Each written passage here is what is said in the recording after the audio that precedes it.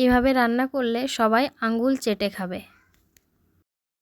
আজকে রান্না করব আলু দিয়ে মুরগির মাংস। এটা খেতে আমাদের বাড়ির সবাই খুব ভালোবাসে।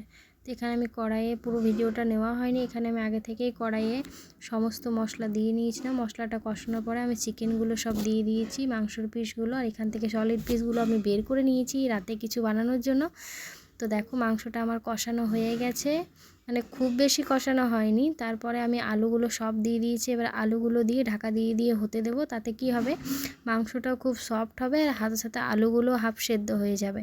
যেহেতু আলুগুলো আমার আগে থেকে সেদ্ধ করা ছিল না তাই। আর ঢাকা দিয়ে দিয়ে রান্না করলে দেখো কত জল বের হয় আর খুব ভালোভাবে কষানো হয়।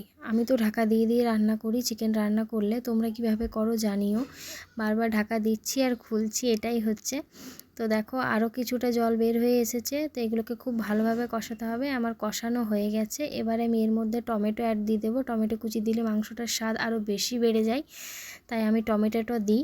তো দেখো টমেটোগুলো দিয়ে দিয়েছি, আবার ঢাকা দিয়েছি। ঢাকা দেওয়ার পরে দেখছি মাংসটা আরও সুন্দরভাবে কষানো হয়েছে, টমেটোগুলো সব গলে গেছে।